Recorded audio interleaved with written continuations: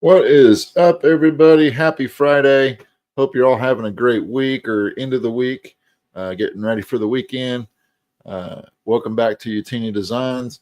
We're going to be doing a little work with our xTool P2S today and some acrylic and some wood. And we're going to make some nostalgic cassette coasters. If you were a child of the 80s or late 70s, then you know what a cassette tape is. Maybe even the mid 90s, you might know what a cassette tape is. They kind of phased them out right around the late 90s, 2000s. But we're going to create some coasters that look like cassette tapes. And the file I've set up is originally from Big Blue Designs for the base file. And then I added some extra stuff to kind of spice it up a little bit. Added some labels and stuff that we're going to engrave on this clear acrylic. So sit back and relax and we'll get everything ready.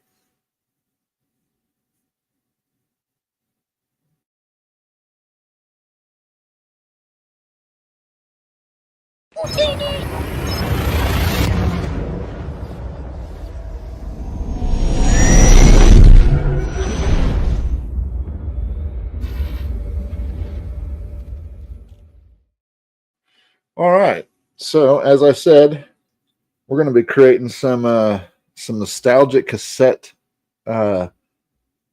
tape cassette style coasters. So we're going to be cutting those out of clear acrylic. And here is the file. Let me see if I can zoom into this here for you. So as you can see, we've used Big Blue Designs cassette tape outline to kind of start this, and then I've added in several popular cassettes from the 1980s.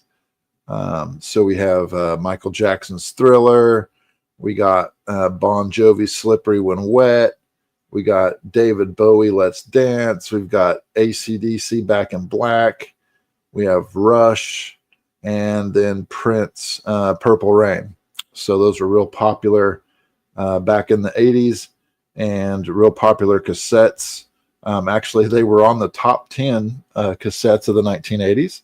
So that's why I selected those. And I just customized them a little bit. Let me zoom in here a little bit more so you can kind of see how this looks. So the black line here on these are going to be the cuts. And then the blues are going to be engraves. And then we have, I don't think we have much green in this one, but those are going to be scores. Just a little bit of green around the edge here where these little screws are. And so that's what it's going to cut out. And this is going to be cut out of 1/8 inch or 6 millimeter, or I'm sorry, 1/4 inch or 6 millimeter clear acrylic. And the clear acrylic I get currently from Glowforge. Yeah, we have this all set up and ready to go here. So what we're going to be doing is the engrave is going to be kind of a mixture of power here. And the reason for that is because I have some other stuff selected here. I think it's kind of off the beaten path here. So let me grab that and remove it, because I actually forgot to do that during my setup phase. So let me find it here. I believe it was the extra labels. Yeah, the extra labels is what is throwing us off here, I think. Maybe not. Why do we have two different cyans here? Let me figure this out here real quick. So that is that. That is that. I'm not sure why it's showing two different settings for cyan, actually.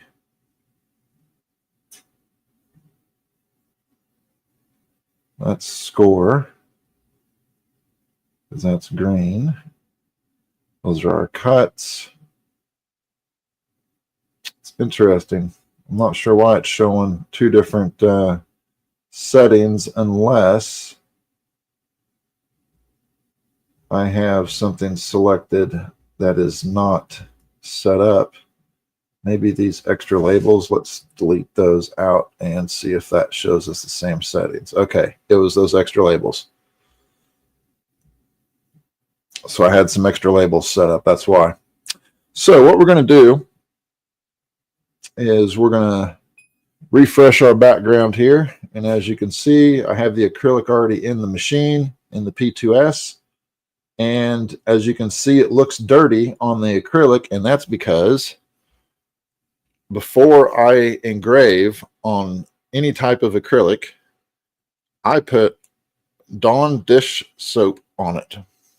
Okay, this helps keep it from heating up the dust that is generated by the engraving of the acrylic and then adhering the dust to the acrylic. So it helps gives you clean engraves. So that's definitely a tip. You don't have to do that if you're just cutting acrylic, but if you're engraving acrylic, it really makes it a nice clean engrave. So little pro tip for you there. Now, some people use masking tape. Some people leave the paper that comes on the acrylic on. I've tried both ways, and the only successful way that I've been able to keep that dust from adhering to the acrylic and basically melting back into it is to use Dawn dish soap. So your mileage may vary, but that's what I use, and that's what gets me the best clear engraves. So what we've done on this file is we've actually inverted or horizontally mirrored, I should say, the labels. So as you can see, the 3 is backwards, the Prince, Revolution, Purple Rain is backwards, same with all the other labels, Rush, all that.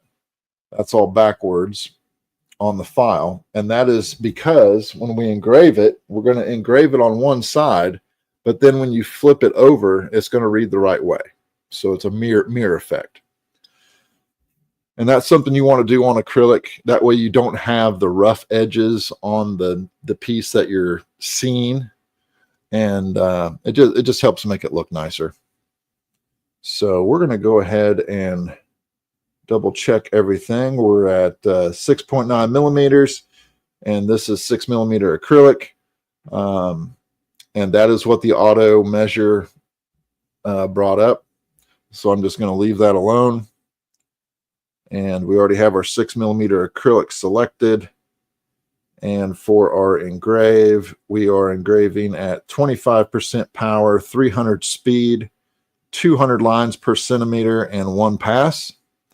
I'm actually going to bump that up to 240 lines per centimeter.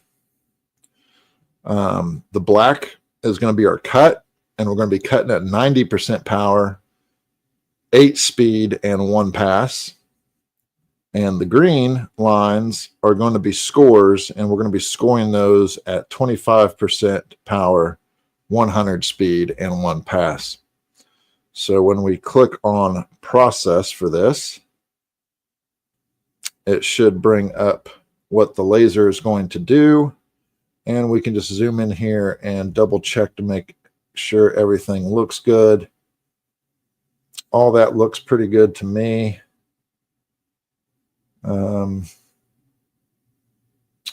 I think I am going to move these, see these little blocks here that are going to be cuts. I think I am going to move those slightly to the center on each one just real quick. I know on cassette players it may have varied, or on cassette tapes, but I'm just going to tap those over.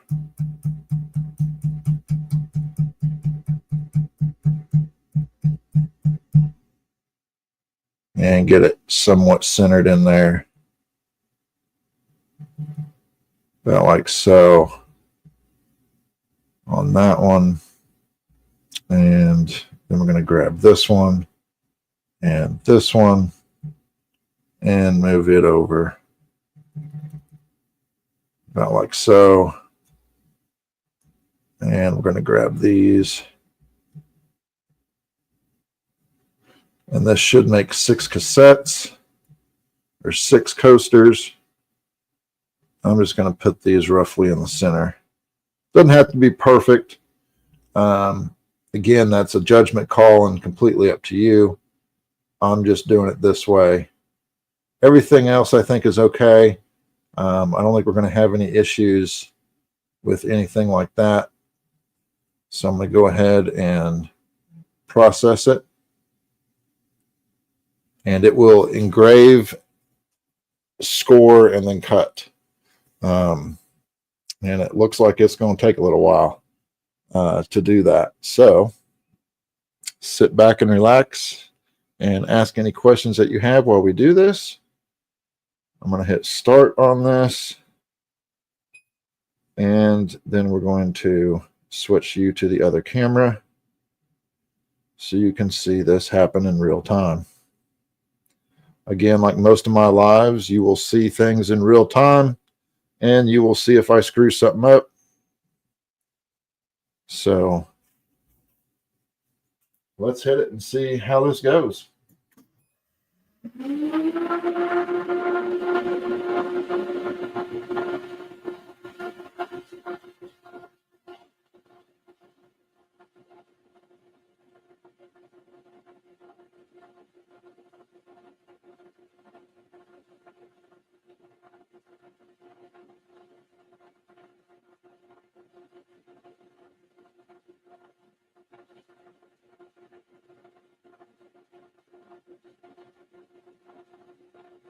So again, this is a 6mm clear acrylic that we are engraving, scoring, and cutting.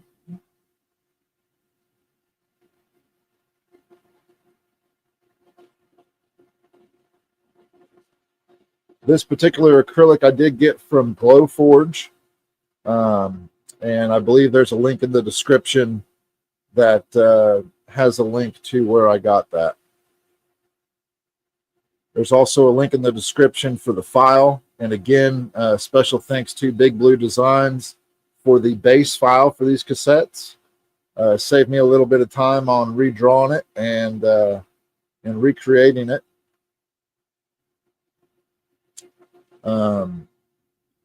Yes, the Glowforge link to the 6mm clear acrylic that we're using is in the description. We're also going to be using some 1/8 MDF wood, probably going to be maple. I'm still trying to decide on that, actually. I got some calico hickory. I got some mahogany. I got walnut. I went to Hobby Lobby today, and they had a 40% off sale on anything unfinished wood. So picked up some material for this project, and we're just going to play around with it and see what we can come up with.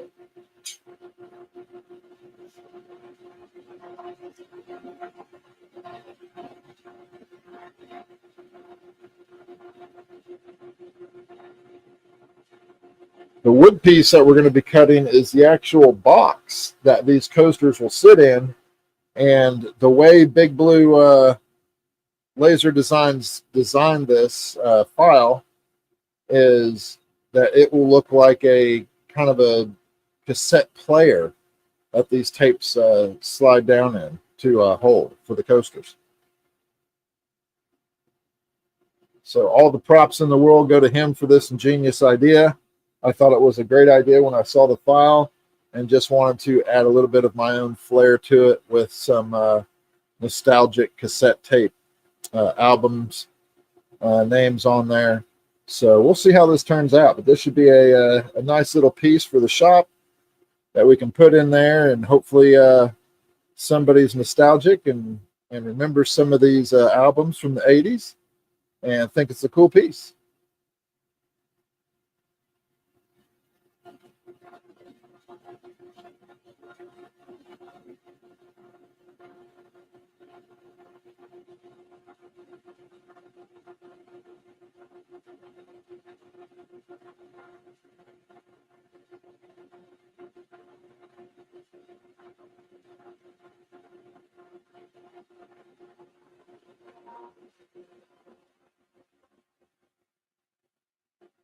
It has been rather cold in North Carolina the last few days. We actually got some snow, but then it warmed up.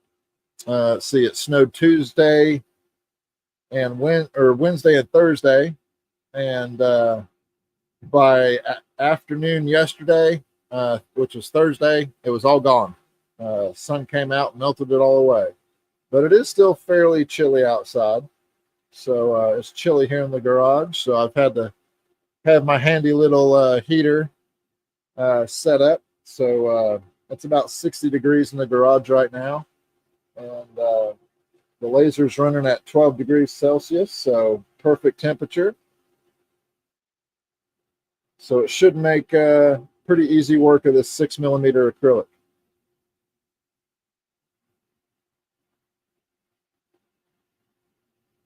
While we're watching this, I just want to remind everybody that we do have a Patreon.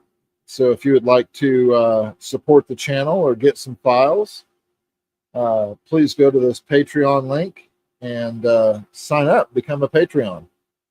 In order to get the files for free, you do have to be a commercial subscriber, but you can sign up for free and just watch some of the posts, and then also go to the shop and buy the files individually. Also invite you to go to our Facebook page, which actually I need to change that because this should be Utinni Designs.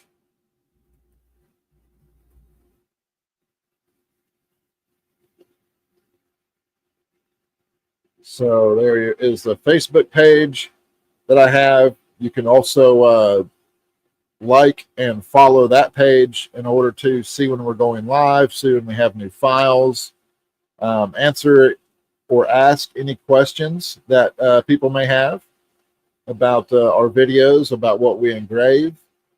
So please go ahead and join those and give us a little bit of support. Once we reach 200 subscribers, we will be doing a Star Wars collectible giveaway. And then once we reach 1,000 subscribers on YouTube, we will be doing a pretty nice giveaway for all those that have subscribed to us. So be sure to check that out.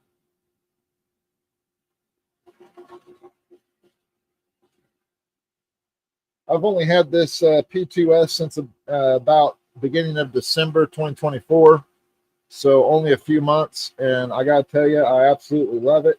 xTool did a bang-up job on this machine.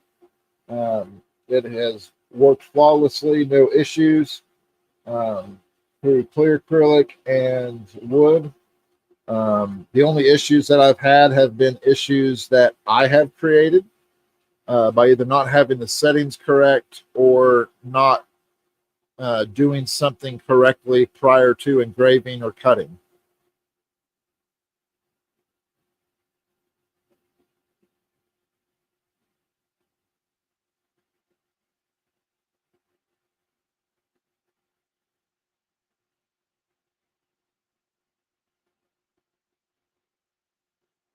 So as the machine continues to engrave here,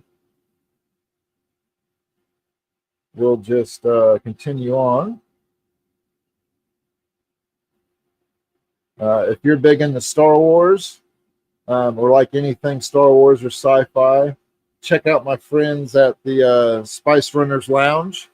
They'll be on tonight at 9 p.m. Eastern, so be sure to check them out on YouTube. On Thursday nights, you can see my buddy George over at the Hyperdrive Star Wars on YouTube. Just search up at Hyperdrive Star Wars. And then don't forget my buddy at Collecting with Cool, Brett, on YouTube at Collecting to Know. He has a lot of different videos out there, including laser workshops, collectible videos, theory and conspiracy videos, and video gameplay. Lots of cool stuff over there, so make sure to check him out. That is Brett Collecting with Cool at Cool to Know on YouTube. So this thing's engraving pretty well on this 6mm acrylic.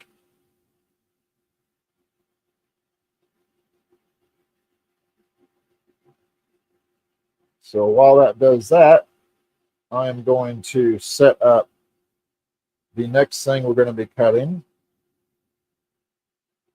which will be the box holder for these acrylic cassettes. So as you can see, there's lots of different things in here. So we have the black for the cut line. We have green for score.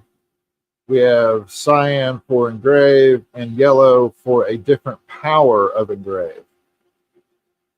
So the different power of engrave, I think what we're going to do for this wood is hickory, but we'll get to that here in a second. And that way we can change all that up. So let me get you back to the laser here, doing its thing.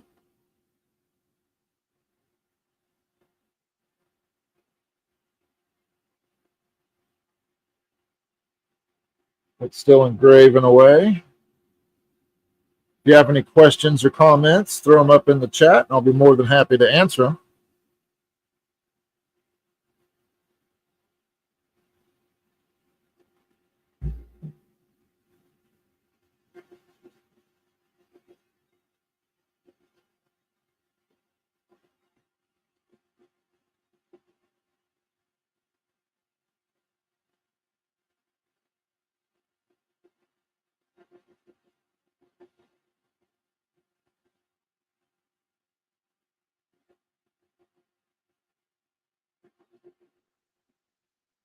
What are some of your favorite, if you're a child of the late 70s or 80s, or even early 90s, what are some of your favorite cassette albums that you had in your vehicle or your Sony Walkman? One of mine, I believe, was Bon Jovi, of course, Michael Jackson. Gosh, there were so many good ones back in the day. Rush, Chicago. So many good albums back in the 80s and early 90s.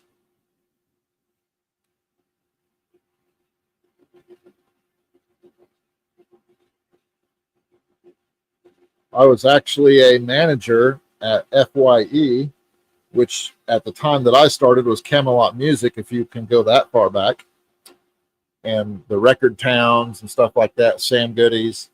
And we had an entire wall of nothing but cassettes. And about 2000, 99, 2000, 2001, we phased all those out because CDs were the new form of music. And then, of course, Napster came along and turned everything digital. And then Apple and everybody jumped on digital, and CDs have, for the most part, gone away now in 2025. I think you can still find them here and there. But actually, vinyl's making a comeback. I don't know if many of you have seen it, but there are a lot of vinyl record players out there, and vinyl is making a pretty big comeback. Probably not as big as it was in the 60s and 70s, but it's definitely a lot stronger than it was in the 80s and 90s. So that's interesting.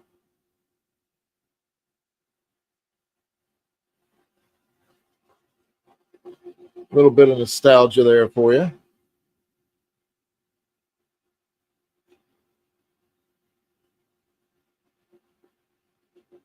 But great music in the 80s.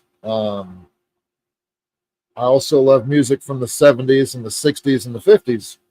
Um, and the new stuff as well. But I don't think anything compares to the golden age of music, which was the 50s on up to the 80s. And remember, these things you couldn't just skip. You had to fast forward or rewind and find where the beginning of the song is or where your favorite part of the song is. There was no skip or finger slide or anything like that when you listen to it.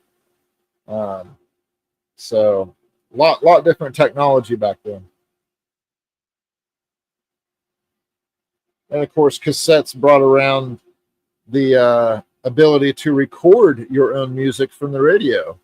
If you were lucky enough to have a stereo that had FM radio on it and had a tape recorder, you could record the radio and your favorite song from there and not even have to go buy it from the record store. Now, obviously, radio caught on to this fairly quickly and started talking during the middle or first part or last part of the song, or they cut parts out so you didn't get the full album experience from that particular song. Mixtapes were a huge thing. You always created mixtapes for certain things, mixtapes for workouts, mixtapes for playing sports and getting pumped up before the game, mixtapes for loved ones, mixtapes for cruising and going out and parking with your girlfriend, all that cool stuff back in that time. So a lot of work involved and a lot of conglomeration with music. Now you just search something on YouTube or Spotify or Pandora, and it's automatically there at your fingertips.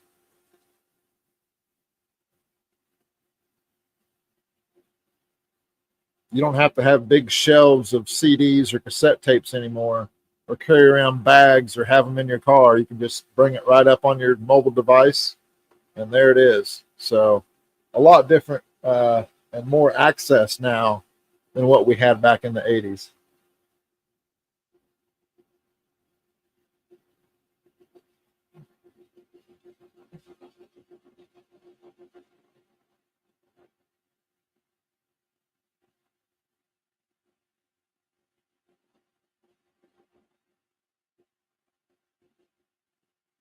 Looks like it's engraving through this 6mm acrylic pretty well.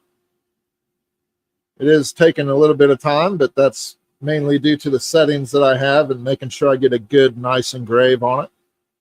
I could have probably sped it up just a little bit, but sometimes slow is better when you're dealing with acrylic.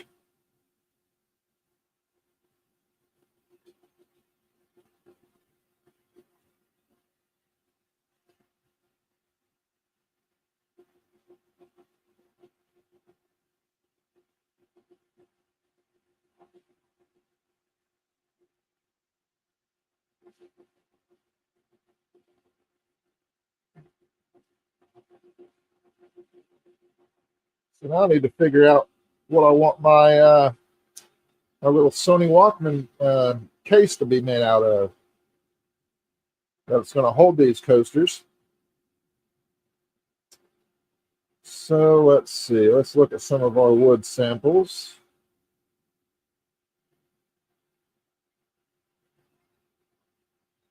And try to figure out what we want to look like.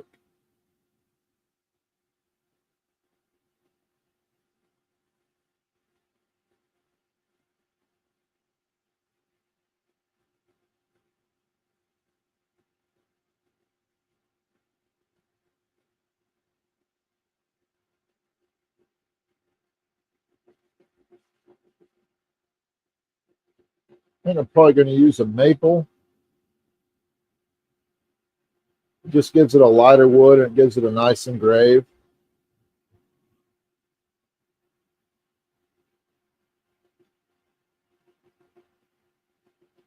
And we want to make that out of 1/8 inch or 3mm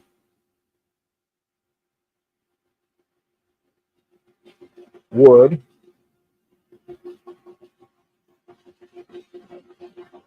something that's like that doesn't take away from the engraving.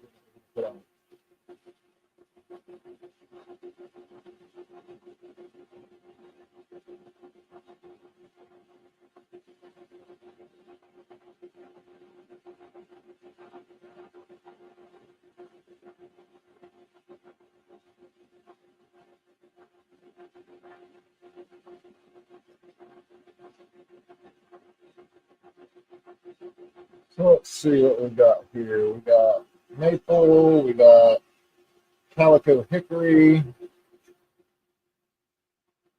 we got some mahogany.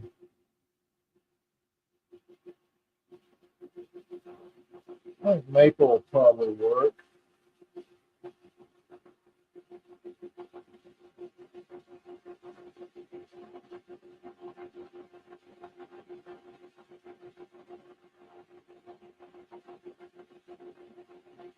Maple's a nice light color, and the engraving will show up pretty well on that.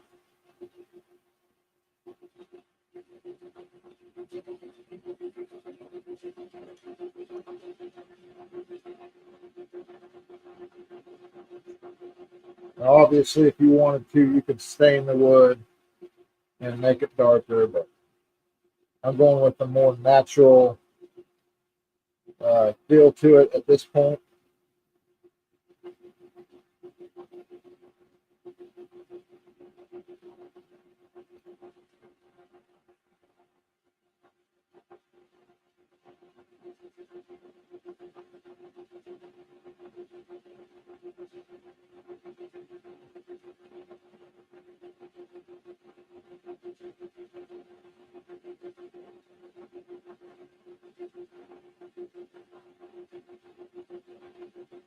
So I think that's what we'll use. Is we'll use some maple,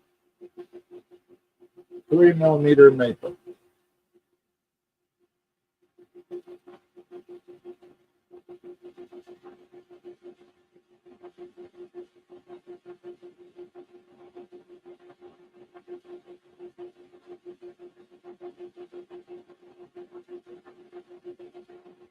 Now, obviously, you could make the cassette holder out of acrylic and then make the tapes out of wood, or you can do as we're doing and making the cassette tapes out of acrylic, and then making the tape player out of wood. Or you can make the whole thing out of wood if you want. That's the beauty of laser engraving, is you can kind of mix and match and play around with it, get it the way you want.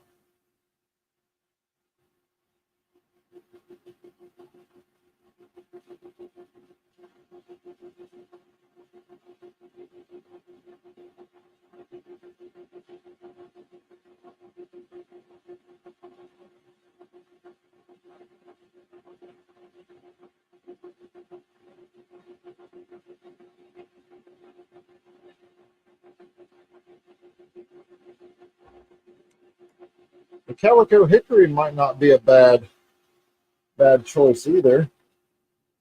I think the mahogany will be a little bit too dark. Walnut's definitely too dark.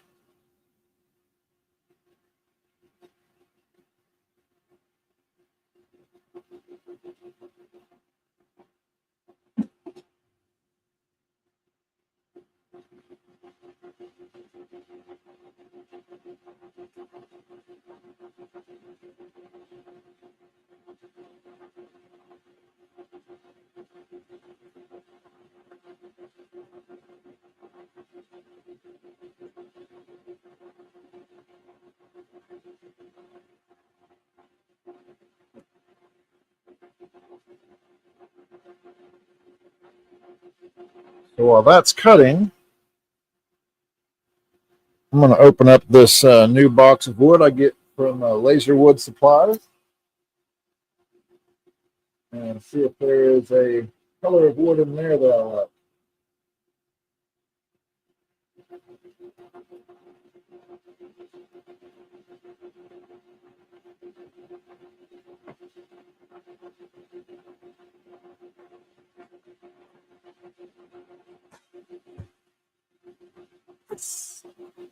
So we have some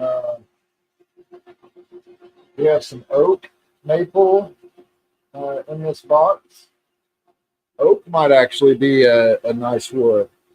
Uh, that might be nice.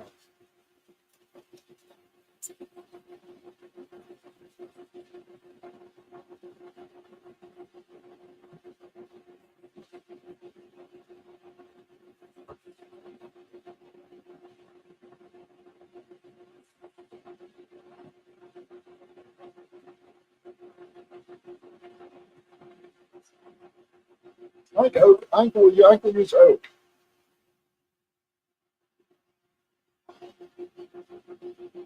I think that'll be a nice. Has a nice grain wood look to it. I think that's what we'll use.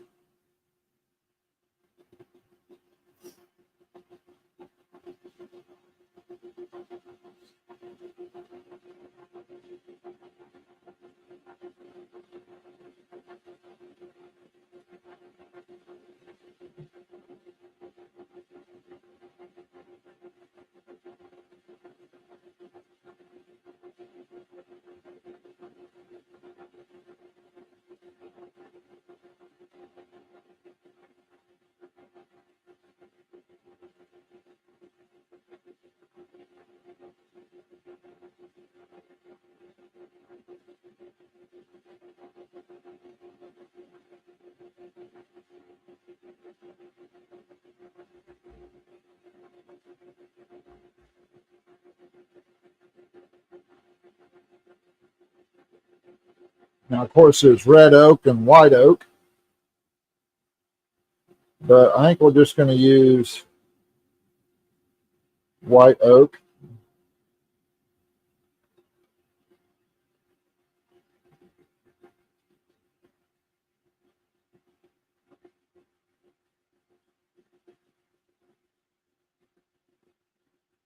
And this is only 3 millimeter.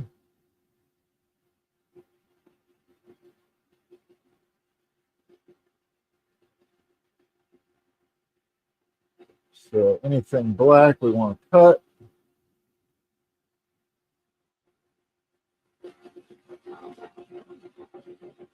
Anything blue we want to engrave.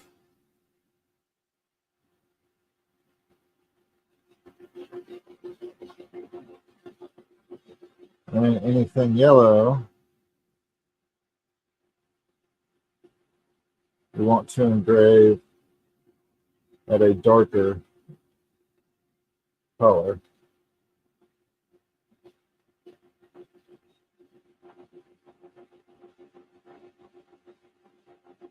And anything green we're going to score.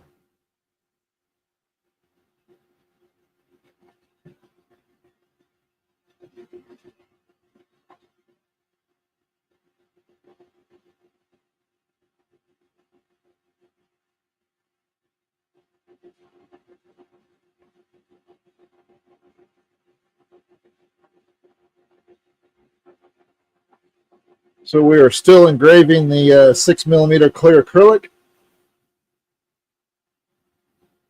After it's done engraving, it will score and then cut out the pieces. Those will be our coasters. And then out of 1/8 inch or 3 millimeter oak, we will cut the player that the coasters will sit in. That looks like a nostalgic Sony Walkman.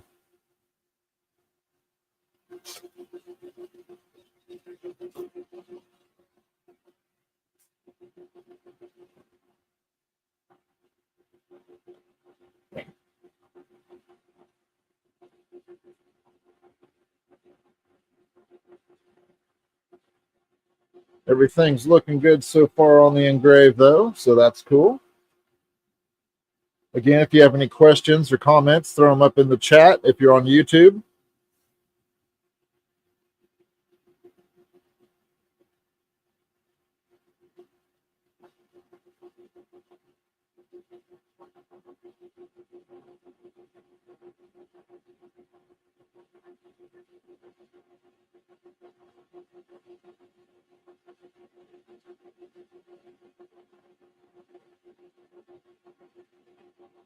If you're watching from Facebook, throw them up there too. I can should be able to see them from there as well.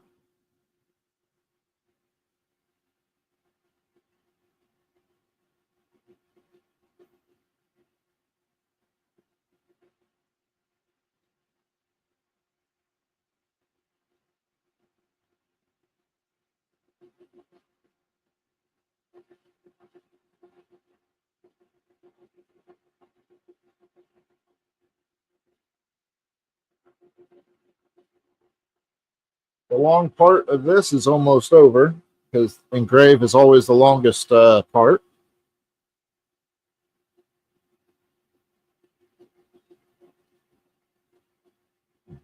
You can kind of see me tip my head in there and just look at it every now and then from the camera.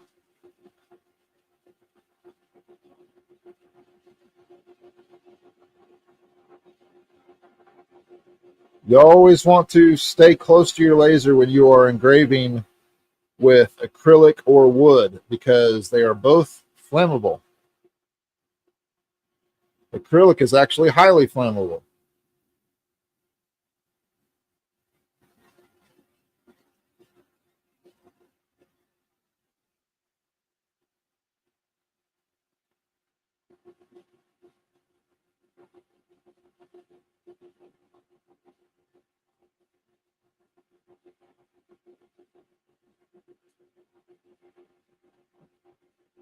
We will be doing some more live streams later on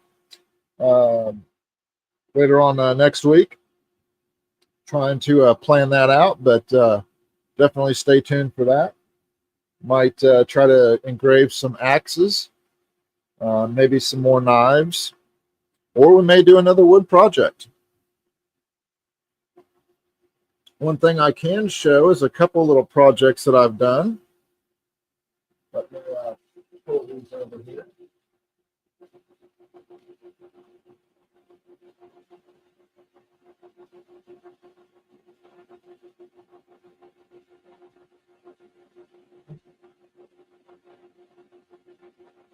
Now these were done on the,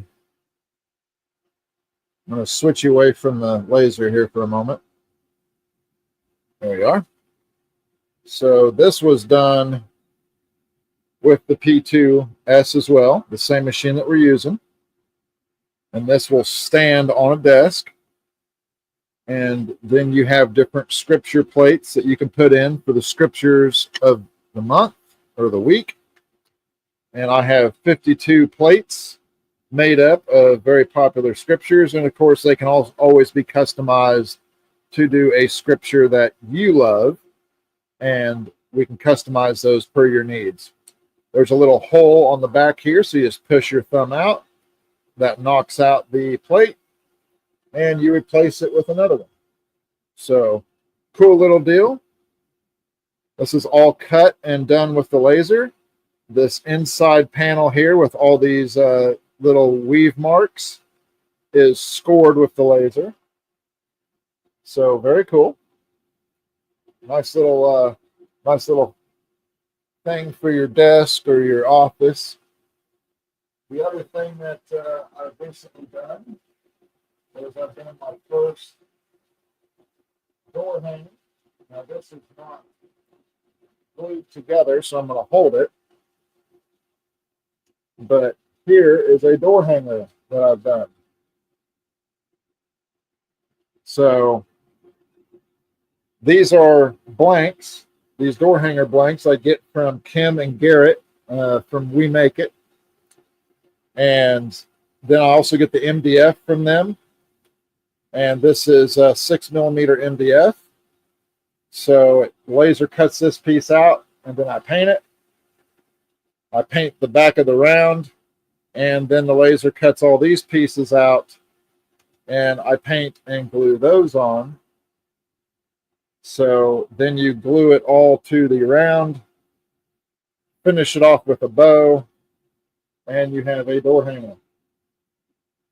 So that's something else that's really cool that we've done recently with this P2S.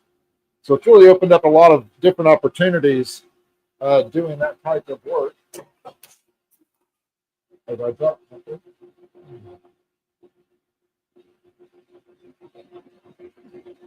So it's been really cool. So let me get you back to the laser.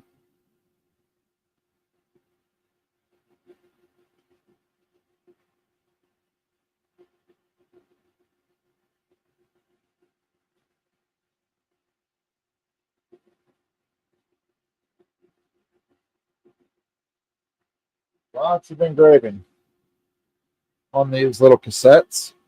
Now on wood, this would be faster, but I wanted to do the acrylic because I think the acrylic will look a little bit nicer, a little bit better display, I think, and result. So we'll see how it comes out.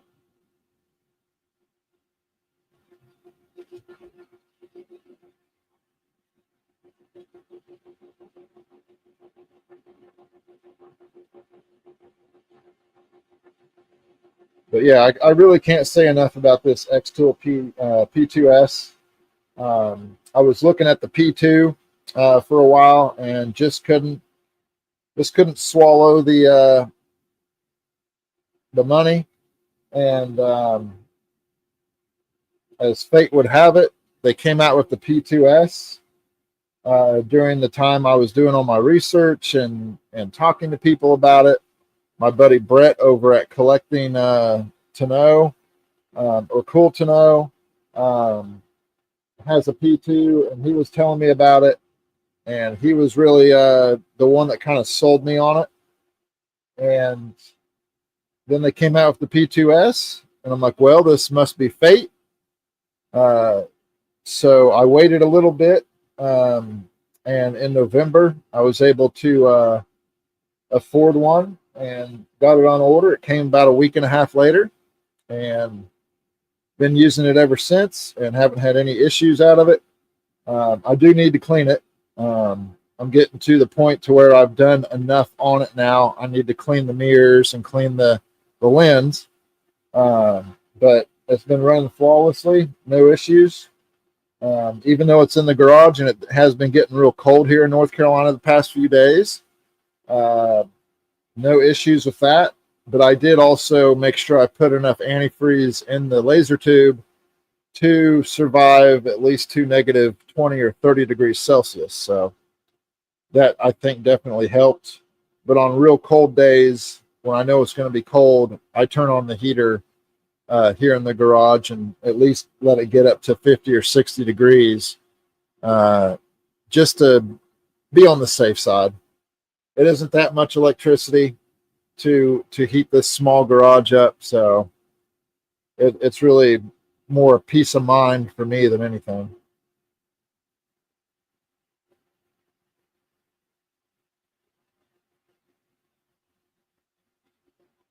So it looks like it's finishing up these engraves here. And then it will start the cut process. Again, any questions or comments in the chat, just throw them up there. I'll be more than happy to answer them.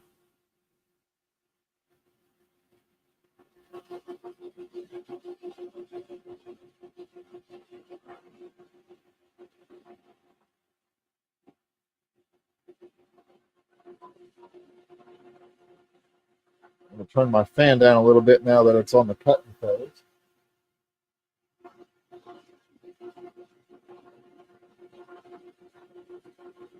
Cutting doesn't produce as much dust as or debris as the engraved does, so I just had the fan up on high for that.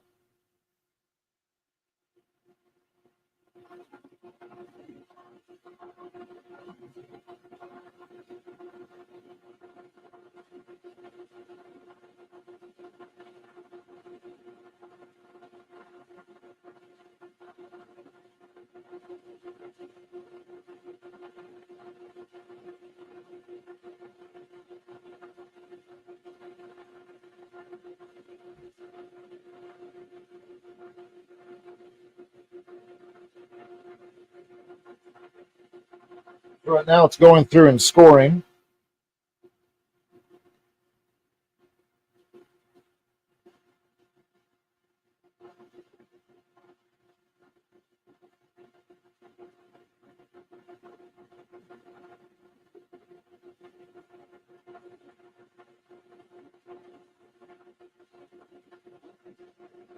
Now it's going to go cut.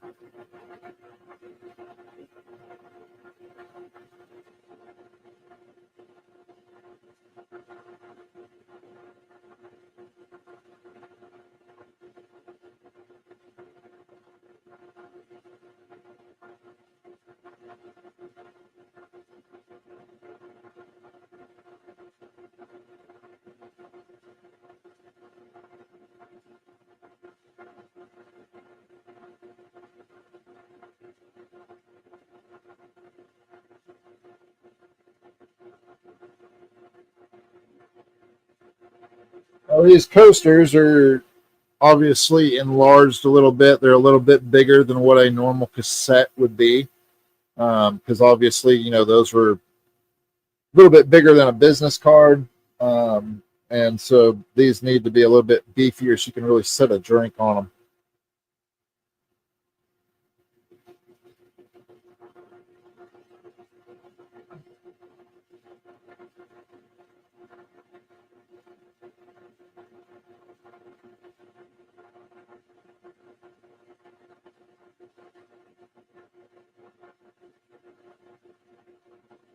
Now it's going to move to the next one and start cutting on that.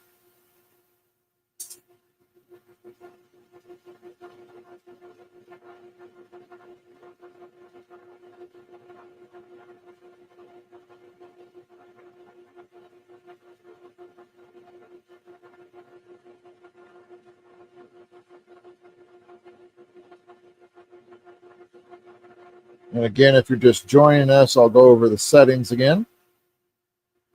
So this is 6mm clear acrylic. We engraved at 25% power, 300 speed, 240 lines per centimeter. We scored at 25% power, 100 millimeters per second, and 1 pass. And then we are cutting at 90% power, 8 speed, and 1 pass.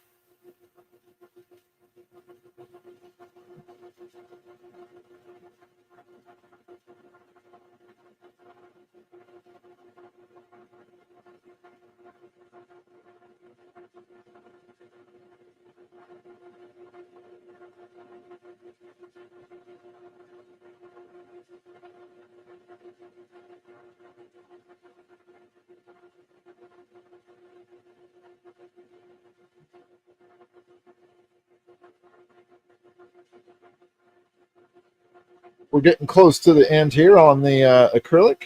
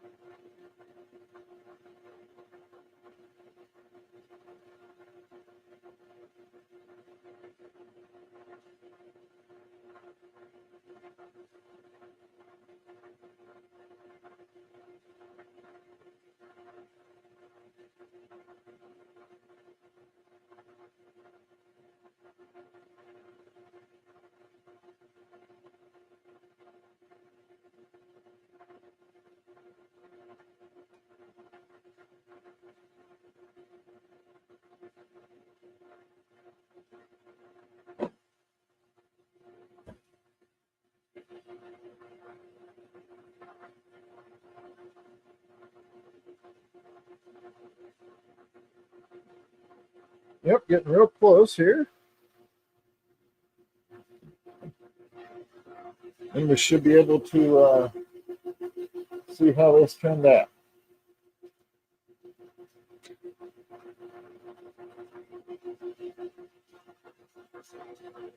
Again, if you're just joining us, we are using the xTool P2S, and we are cutting 6mm clear acrylic, and then we will be cutting 3mm white oak to create a nostalgic cassette player holder and then cassette coasters. Again, big thanks to Big Blue Designs for the base file. Check them out at bigbluelaserdesigns.com. I'll throw that up in the window here.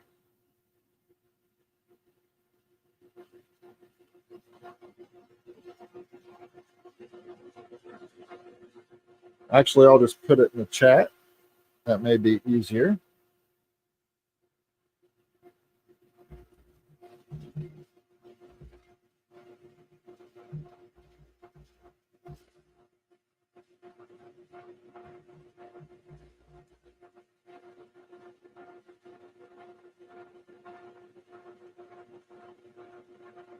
Bear with me here for a second.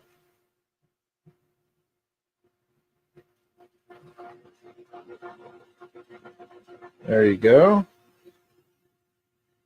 There's where you get the base file.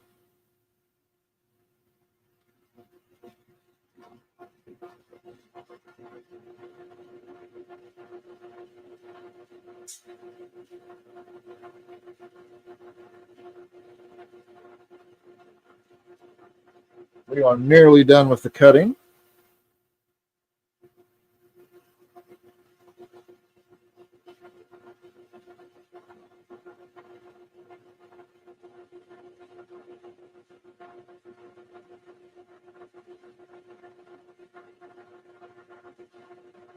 It isn't the quickest machine in the world, but it gets the job done.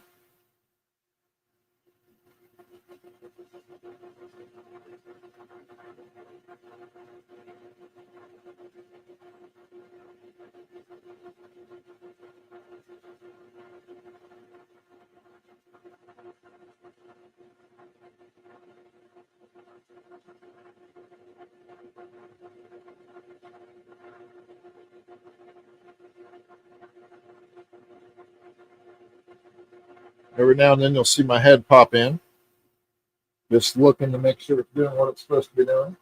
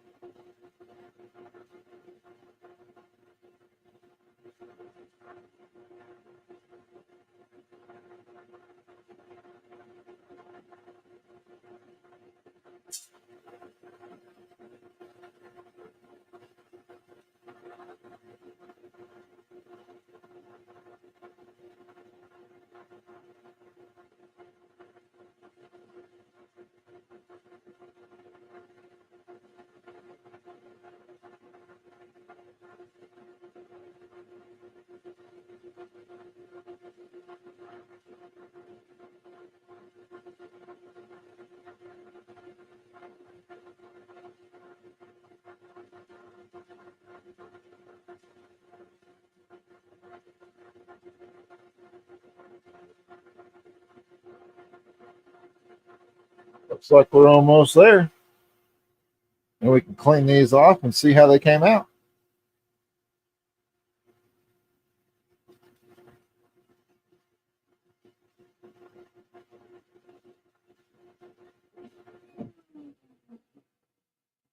All right, that beep means that it is complete with the engraving, scoring, and cutting on the 6mm acrylic.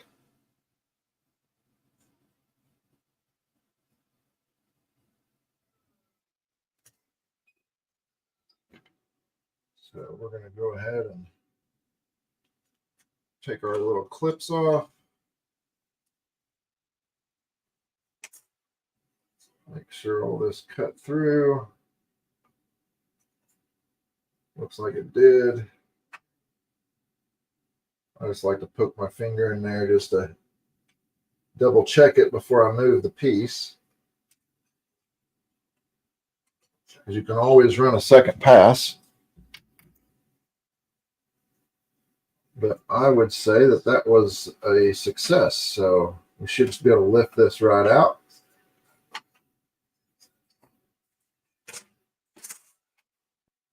Just like so.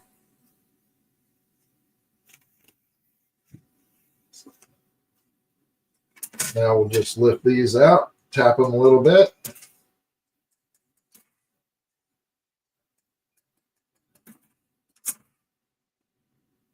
So there's one.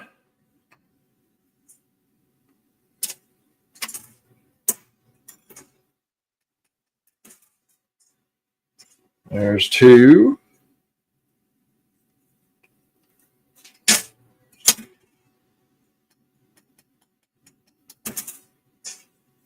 Three.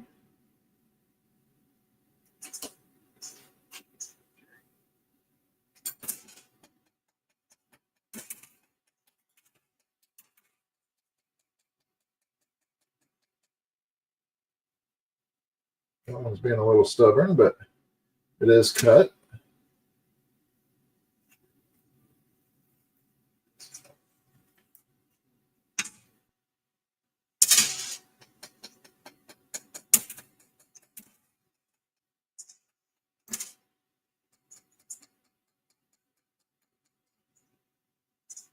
Another little stubborn one. There we go. That one popped right out of there. And that one's completely through. So we'll clean up our acrylic mess here. All these little acrylic pieces in the drop tray. Crumb tray, drop pan, however you want to say it. Now, I know a lot of people probably are going to harp on me for this.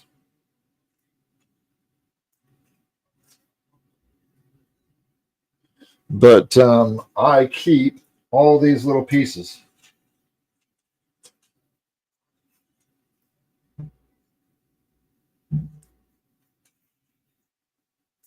Let me grab all these here.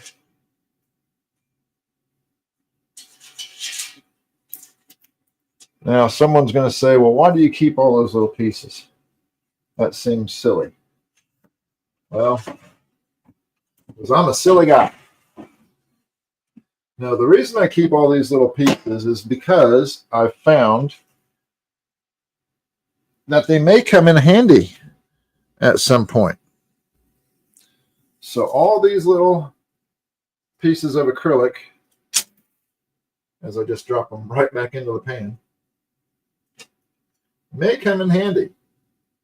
You know, these little gears may come in handy. You know, these little round pieces, you may be able to create standoffs for a sign with those. You know, that type of stuff. So yes, I keep all that stuff. I know it's silly, but I'm going to have a little box that's going to be full of little pieces that I think may be usable later. And if they're not, guess what? They don't take up much space. You toss them out. So let's get our wood ready here.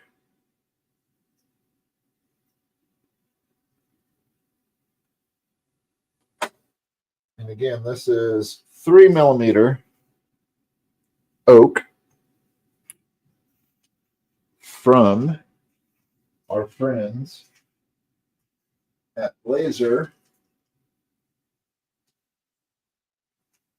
From our friends at Laser Wood Supply. Now, I buy all this. They don't send me anything for free, but I like to give people the information of where I get my stuff. That way, if you want to get it there, you can. If you find someplace better, that's cool too. So this piece of oak MDF costs $5. So it's not super expensive. You got to be able to get a lot of cuts out of it depending on the size of your project. So now that we got that set up and ready, let's switch to my other camera here.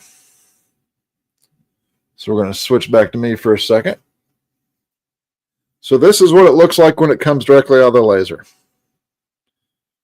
Okay, that cloudiness you see is this Dawn dish soap that I put on prior to engraving and cutting and scoring. So what I'm going to do is I'm just going to take a little foam brush, because I'm out here in the garage and I don't want to make a mess. I'm going to dip it in a cup of water, and I am just going to go over the piece to get that soap residue off. That way I don't make a mess all over my table or anything like that.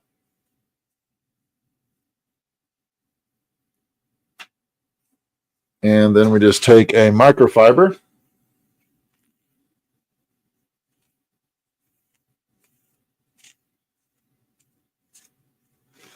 and wipe it down.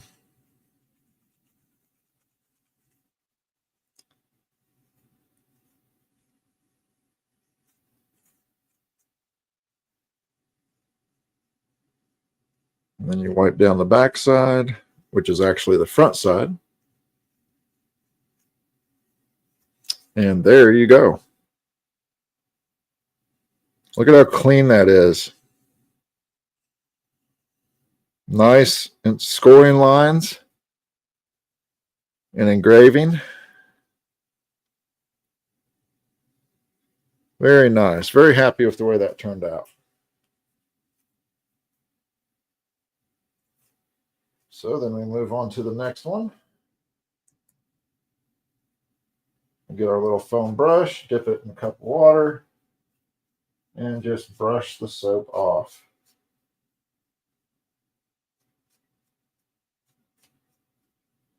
Again, since it's just Dawn dish soap, it's not toxic or anything like that. So you can use a solo cup if you wanted. You can use whatever you want for the cup, and it's just water. So water and soap. Then we'll take our microfiber again now that we've covered that with water.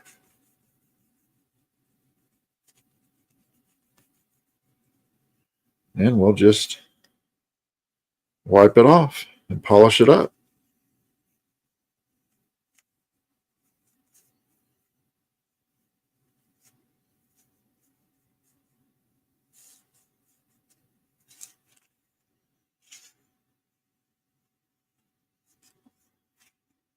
Just like so. Michael Jackson Thriller.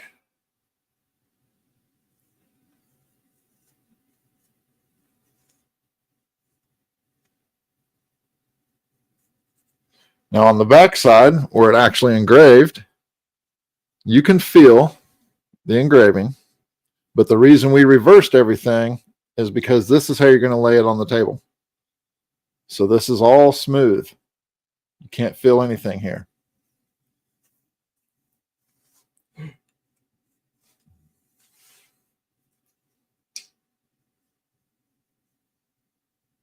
And let's do one more.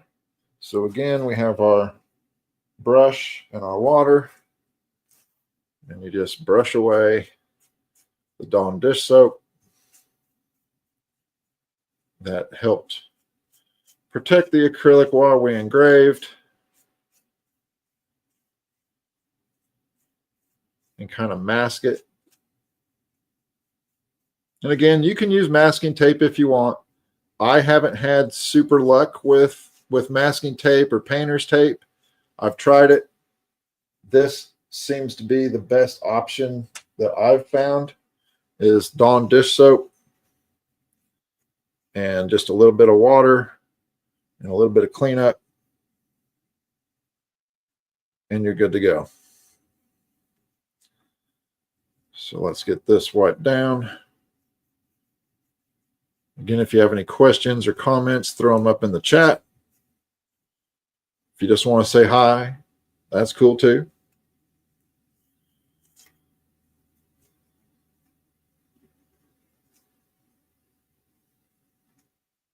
Got some scratches on this one.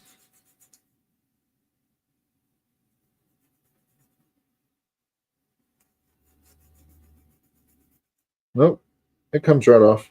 Never mind. Yeah. It comes right off. Didn't see that on the others. Wonder why it did it on that one. But yeah, it comes right off.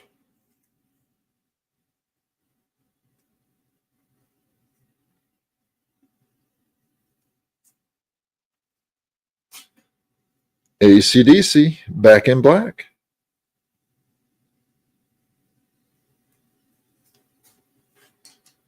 Look at these other ones here.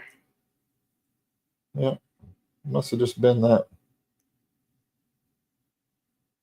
one or the settings on that one.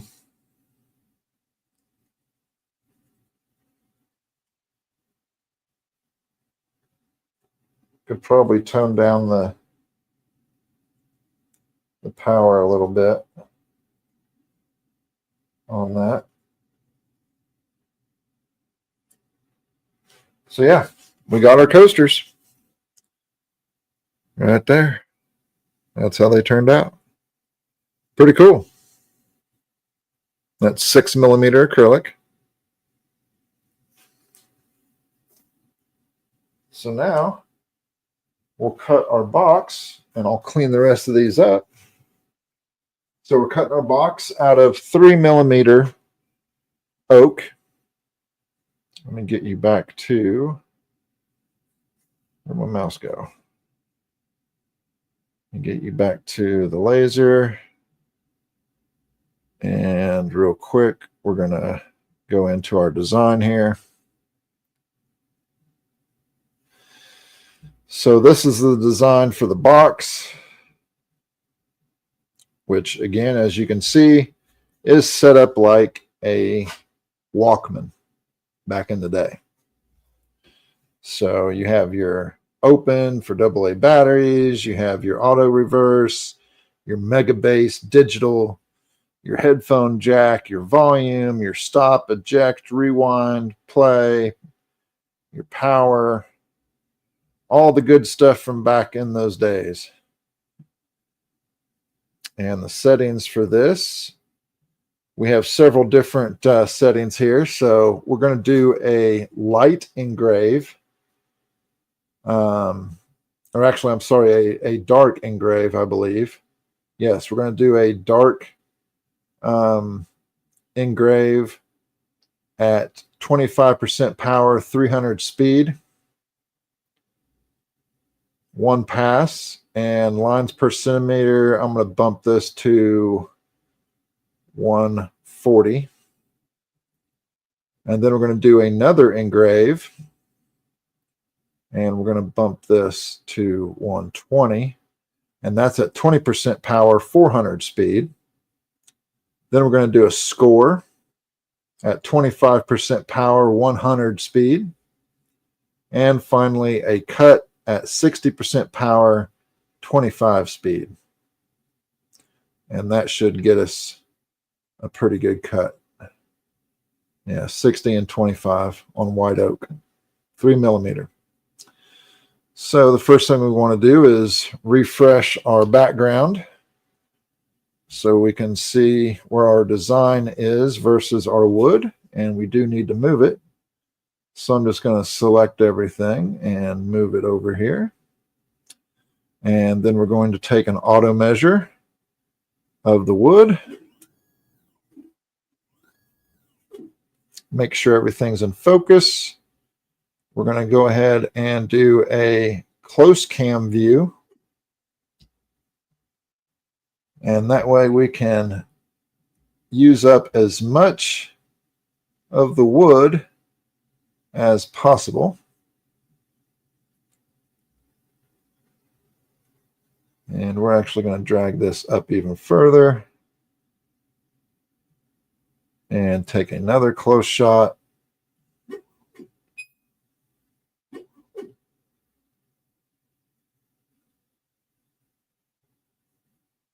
Let me delete that close view. I think I might have went above what I needed to. Yep.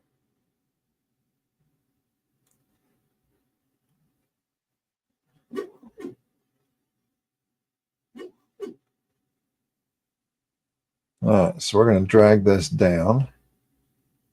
Oh, we don't want to move our design. We want to select all. We're going to drag it down right to the top of where that close view is. And we're going to zoom in here. Double check that. Okay, we're right at the top. Could probably come over just a slight tad. And now we're going to do close views on this side because this is the edge of the wood. And we want to make sure we keep our design away from the edge, at least where it won't cause any issues.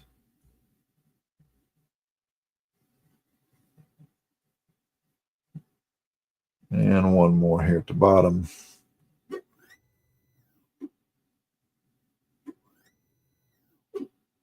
And it looks like we're good to go.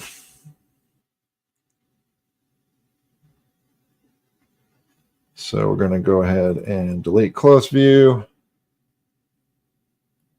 Make sure one more time up here at the top.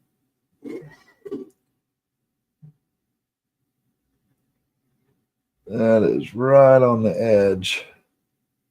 So I'm going to select all and drop it down 5 clicks. With the arrow keys, you can make fine adjustments. So now you can see that we've moved that down just a bit. So we can delete close view. We can go ahead and save this, process it. This is where it's going to cut out, engrave, and score. We're going to hit start.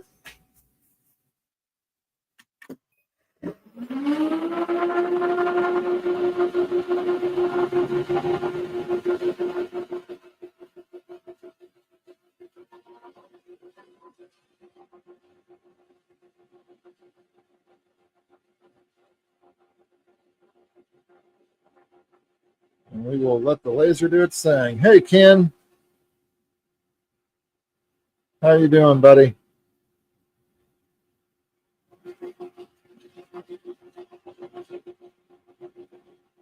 Hope you're doing well.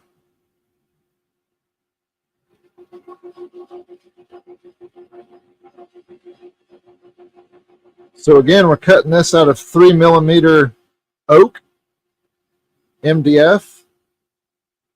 We're using several different settings, 2 different engrave settings, 1 score setting, and 1 cut setting. But the way we have them color-coded in the file with different colors for different layers, we're able to do all that at once and then send it to the laser, and the laser sorts all that out.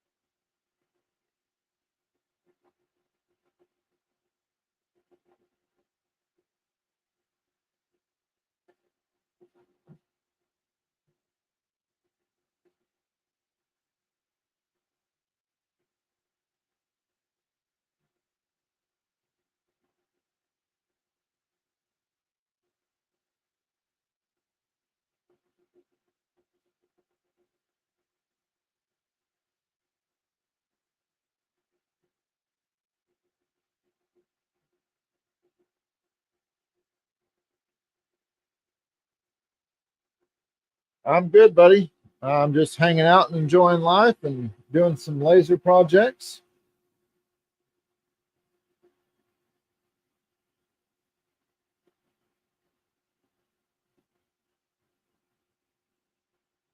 I think I went a little too light on the engraving here, but the beauty is we can go back over it. We could technically stop it and go back over it, and I might just do that. It's not going to mess anything up. So let me come in here.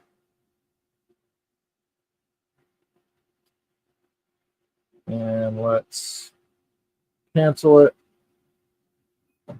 because we're just at the engraving at this point.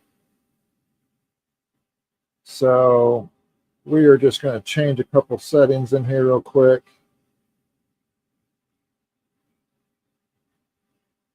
I'm going to drop that to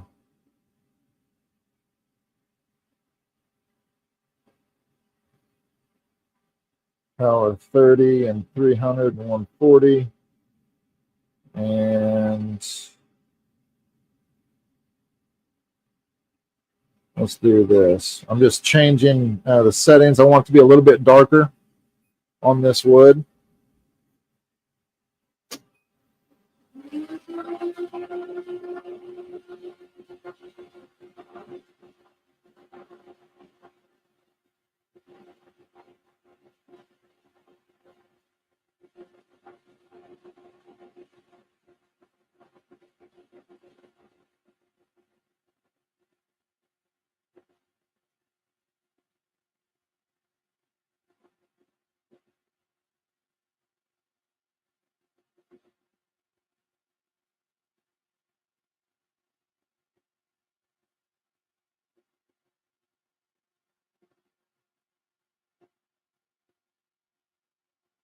This will look a little bit better.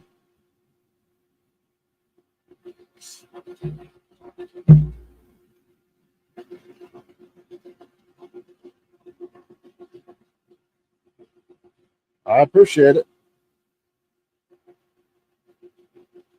But yeah, we're making some vintage. I guess it would be considered vintage nowadays. Cassette coasters, and then a box that will hold those coasters that looks like what a Sony Walkman would have been back in the day for cassette player.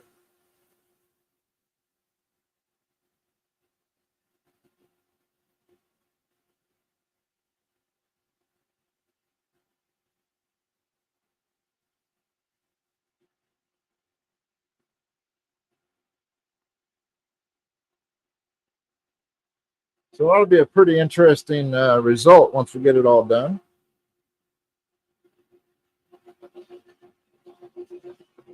Well, that's laser, and I'm going to continue to clean off these acrylic cassettes that we did. So we can have those all ready.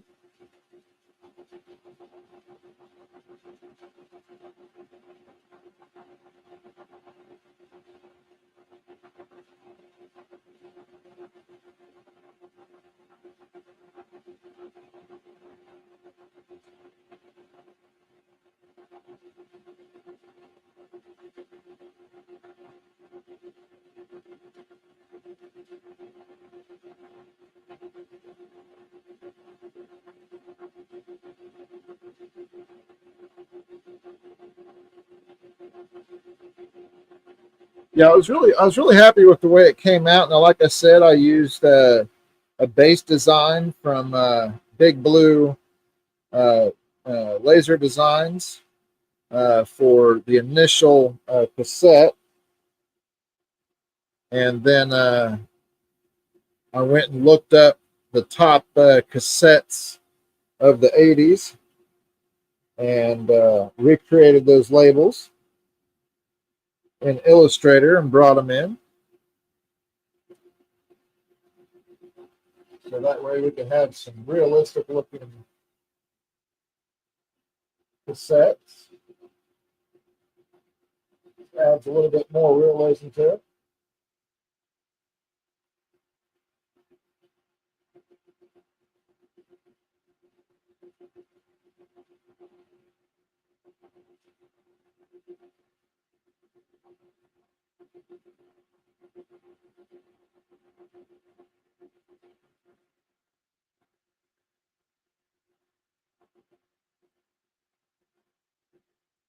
Now on this wood, once it's done engraving, I may have to take some LA Awesome, which is a household cleaner, that you get at Dollar General, and may have to wipe some of the marks off of it because I am using a little bit higher power on the wood, so it will leave some, I call them smoke marks, but they're usually pretty easy to get off for the most part.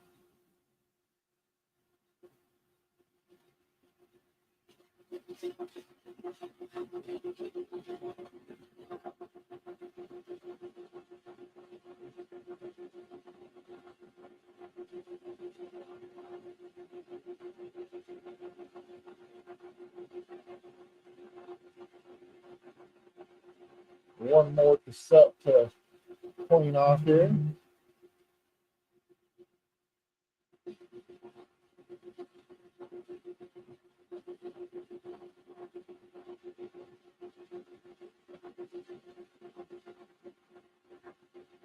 And since this is wood, I do peek in every few seconds to make sure it's not catching fire.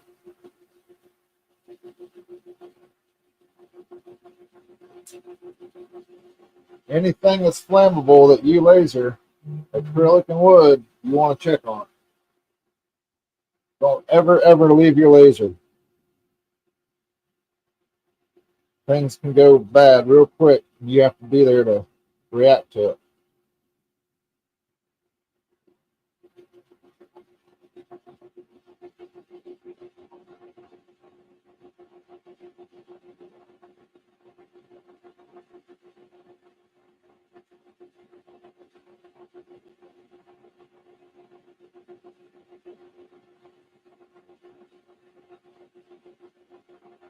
Just getting this last one wiped off here.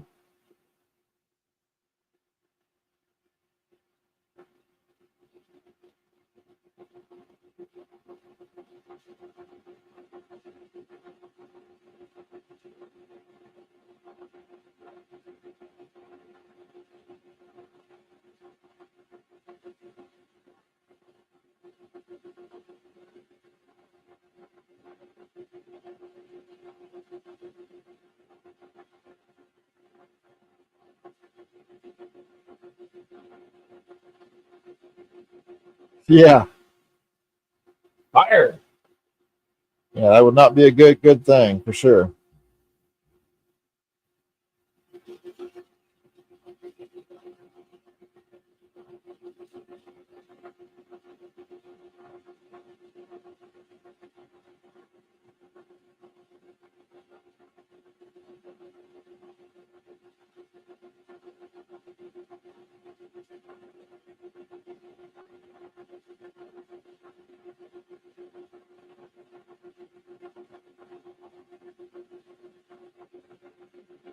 So yeah, while that's engraving that, let me switch cams here real quick. So you can kind of see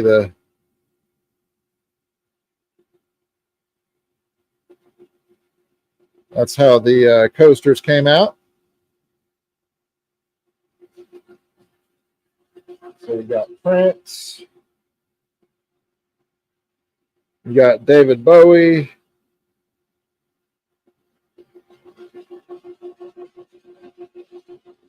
Bon Jovi,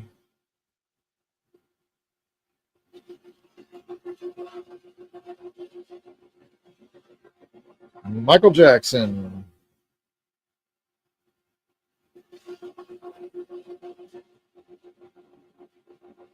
Rush, and last but not least, AC/DC.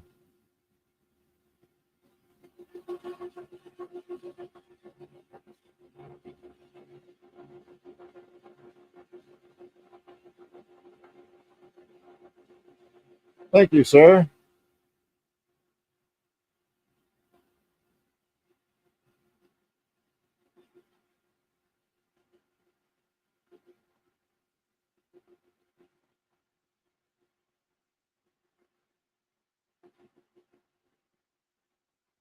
We'll see if this box comes out equally as cool.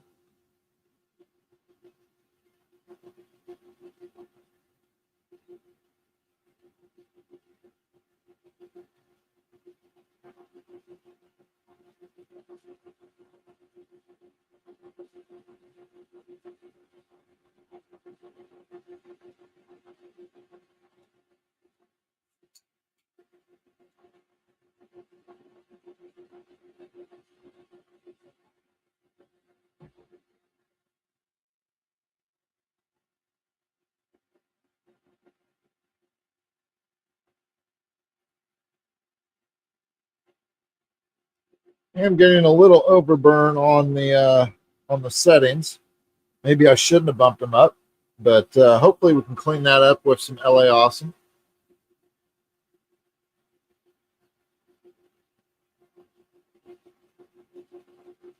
Little magic eraser and LA Awesome should be able to clean that up.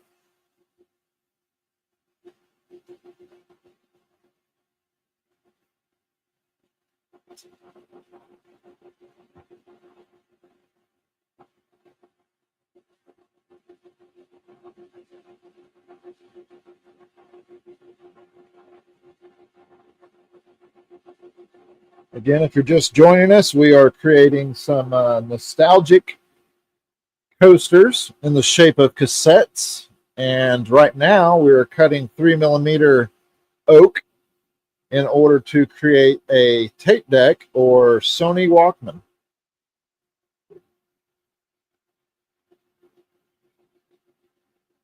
No, I'm not worried. I mean, it is what it is.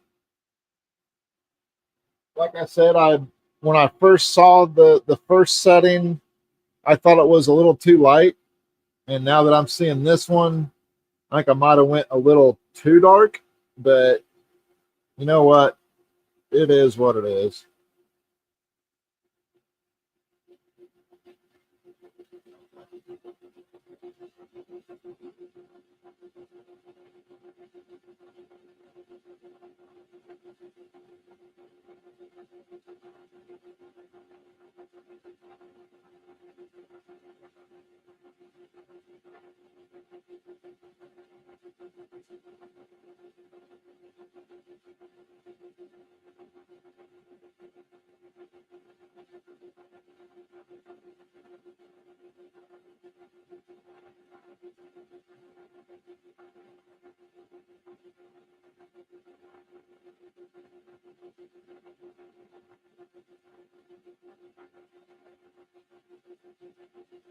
We're just going to roll with it and see how it turns out.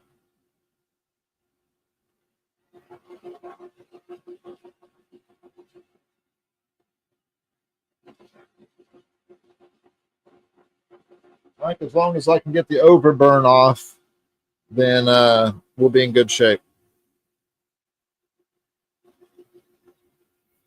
That is correct. If you don't make mistakes, you can't get better. And with lasers, it really is about settings, and it's about material. If I went with basswood instead of oak, it would be a completely different setting. If I went with maple instead of oak, completely different setting. Same with walnut or mahogany or anything. And a lot has to do with the graphic too. If you're burning more, then you're taking more material away.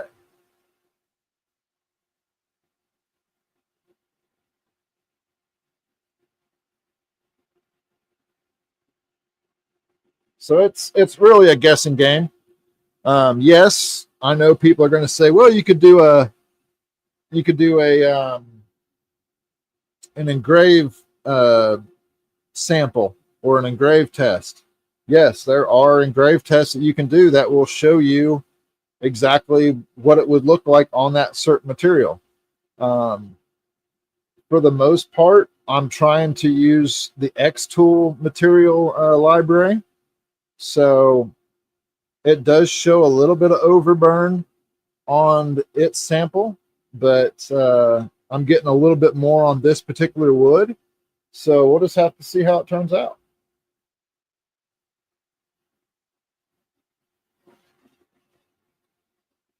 So now it's going to score, and then it will cut out.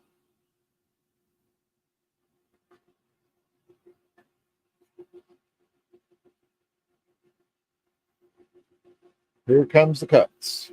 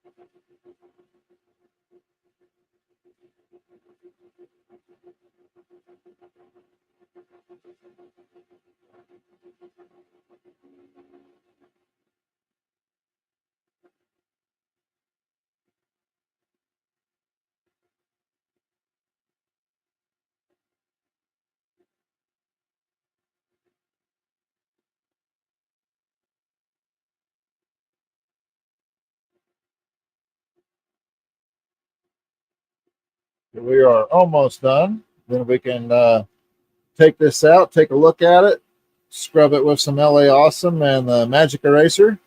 Hopefully that will remove the smoke stains or the over burns, and it'll look good.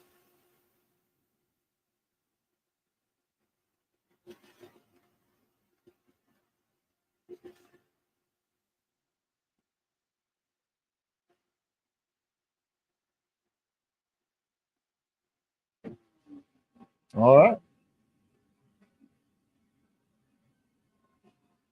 We'll give it a few seconds to suck the rest of the smoke out of the machine and out my garage door. And now you can hear the fans have shut down. So we can raise the lid. And let's just make sure we can pop through. Yep, that cut. So I'm going to go ahead and undo these clips that hold my material in.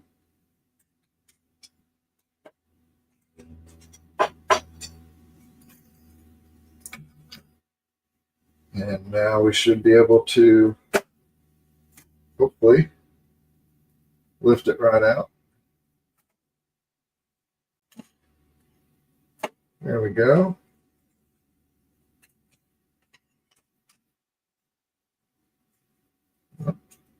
This one's being a little stubborn down here. There we go.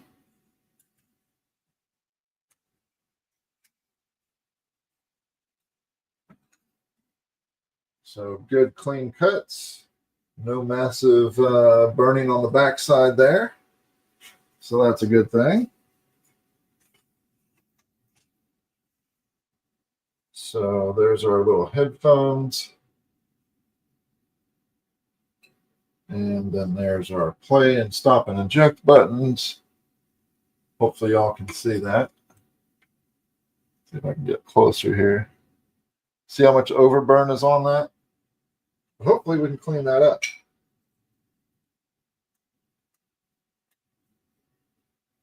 Probably could have gone just slightly more powerful on the cut. Just to have it fall out easier. But not bad, not bad. So let's get you back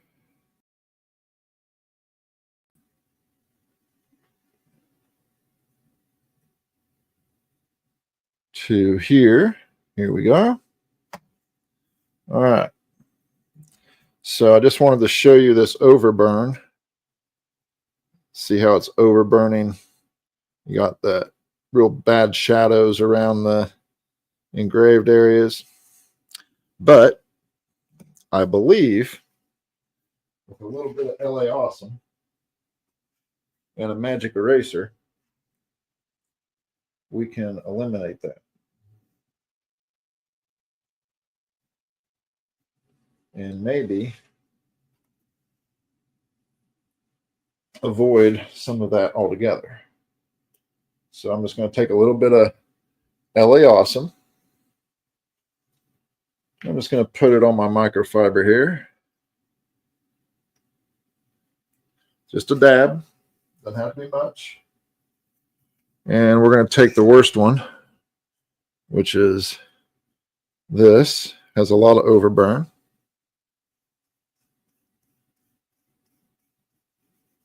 We're just going to rub it.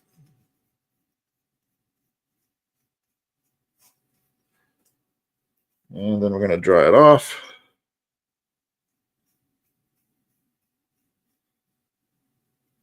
Now, LA Awesome is something you can get at Dollar Tree, Dollar General, any of those shops.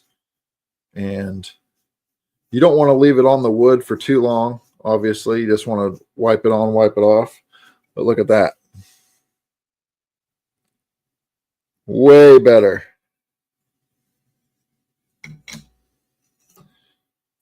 So here's another example of the overburn on the headphones and around the deal. Again, we'll find our little spot that has LA Awesome on it.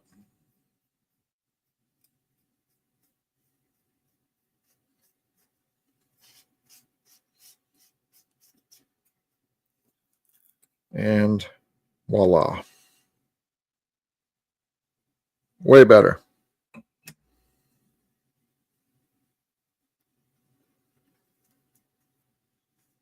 So I'm just going to wipe down these other pieces here.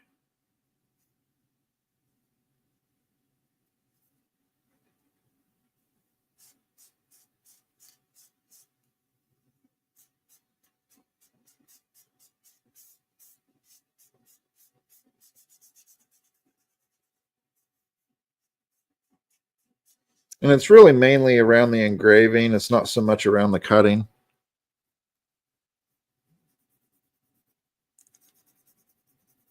Just scrub it just a little bit. And you could probably take a magic eraser and do the same thing. But I'm just getting some of that overage off there.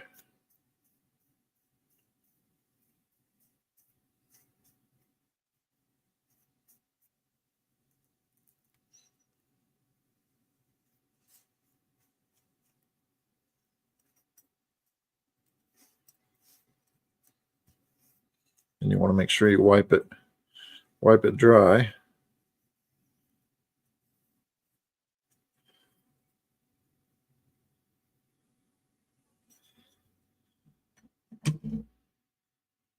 Yeah, you like that hat? This is an old one. I got another one for Christmas, and it's the exact same hat. And that's actually what I asked for, because I had bumped into paint with this one, and as you can see, there's a paint spot right over here. Where's my head at? There it is. So couldn't have a hat with a paint spot on it. So I got another one for Christmas. All right. Where is my little spot of LA Awesome here? There we go.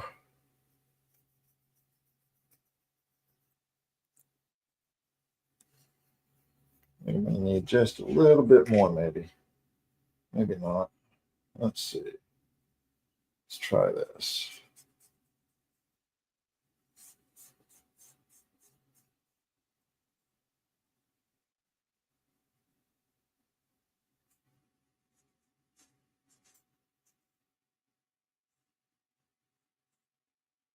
This one wants to be a little stubborn.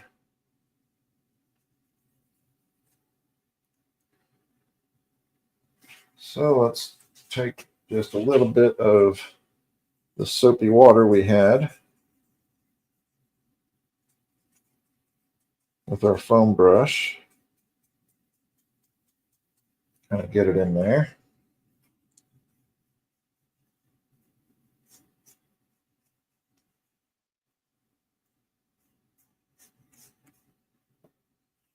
Let's go around the edges. And this is just water with a little bit of Dawn dish soap. But obviously you don't want to get the wood too saturated, because the wood will soak it up. So you immediately want to wipe it off. And there you go. So all clean. Put my lid back on my LA Awesome. Put it back down here. That stuff is cheap and really good. try that LA Awesome on your hat. Well, it's been on there for a few months, so I don't even think LA Awesome could probably take it off. Plus, nobody wants to see all this gray hair. So now we will put together our little stand here. So let's see. Headphone jack would have probably been about here.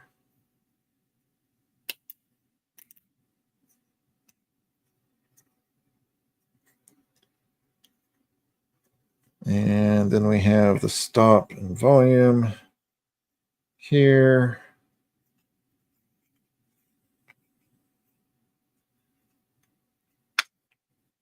Woo, the kerf on this is tight, but that's the way it's supposed to be.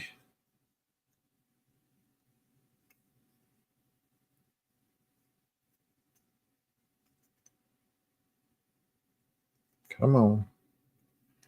Get in there. There we go. Snapperoo. And then their bottom.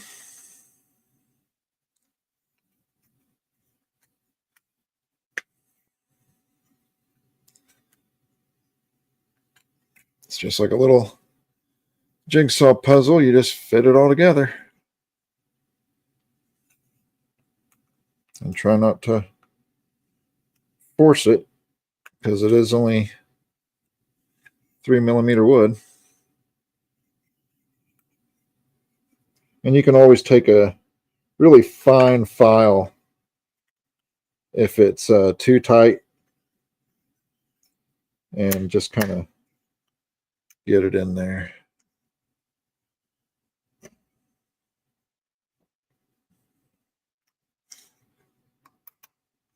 Hey, Jack.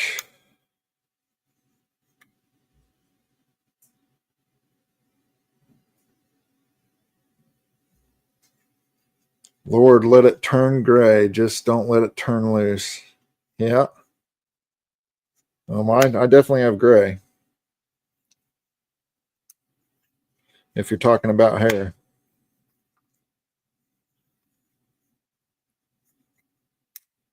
So I'm just getting this kerf on this is really tight. But that's a good thing. It's just about getting that last little piece in. There we go. So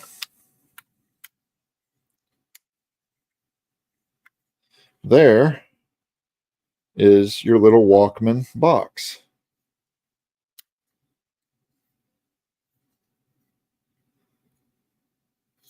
And then on the bottom, you have open for AA batteries. And now you take your acrylic,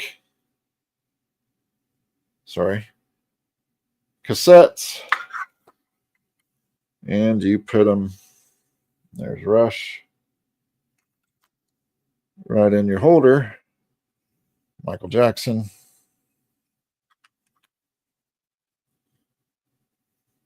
Bon Jovi.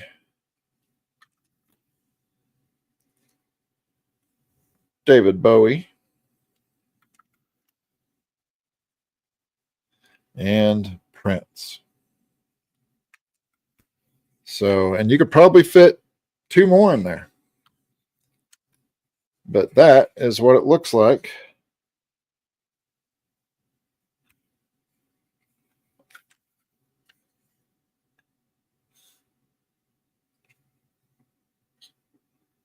So pretty neat little project. All done in a little bit under 2 hours. And again, I probably could have gone a little bit faster on the acrylic. But I use settings that I know that work for me. And that's what I use. So now when somebody wants a drink, they just pull out a cassette, lay it on the table, put your can on it, and there you go. So pretty cool.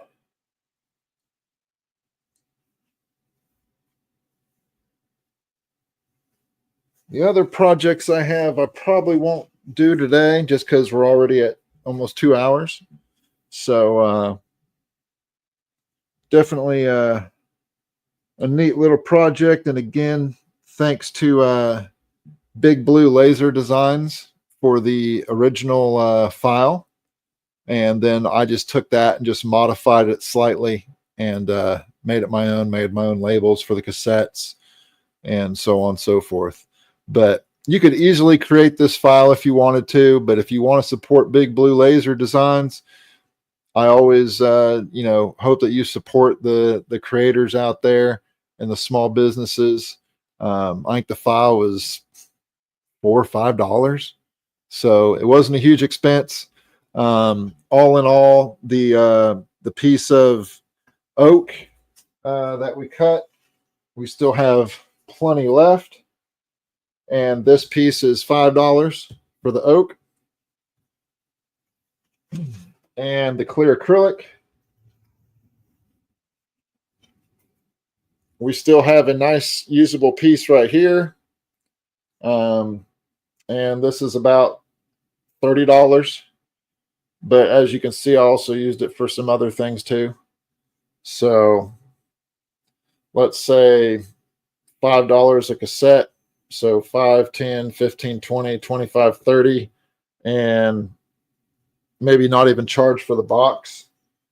So you could probably sell that coaster set for 25, 30 bucks pretty easily. And you could probably even put a couple more in there or make it to where they can tell you which album they wanted. So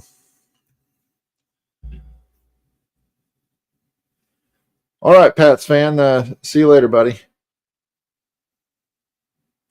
So yeah, that's it for today. Thanks for tuning in. I will try to have another project set up and ready to go here before too long. Check back earlier in the video if you just joined us. I showed this that I did on the P2S as well. And again, this sits on your desk or on your mantle. And you have different scripture plates. There's 52 different scriptures that you can put in here, and they just fit in like so. And then there's a thumb hole in the back to pop them out and put a new one in. So that's a cool little deal. And then I did my first door round. I haven't finished it yet, so these pieces aren't glued, so that's why I'm holding it like this.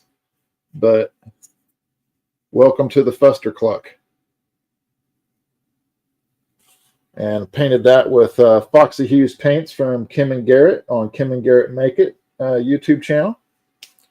And the MDF also came from Kim and Garrett, as well as the pre-made door rounds. I can get these pre-made door rounds that are already cut and have the ribbon holes in them already, and they're 16-inch, and then you just pan them and start gluing stuff to them. So check out Kim and Garrett at Kim and Garrett Make It. And other than that, that's all I have for you today, folks. So hopefully you enjoyed it. Thanks for sticking with me. We're right at the 2-hour mark. That acrylic took 47 minutes to cut, so I probably will cut the next acrylic, maybe not live, just because it does take a while to cut, especially with that many pieces and engravings. So hope you all got something out of it, and please be sure to hit that like button. Let YouTube know that you liked the video, and I'll be doing more live soon. So if you have any questions or comments, throw them in the chat. I'll be more than happy to answer them. And until next time, keep on engraving, and may the force be with you.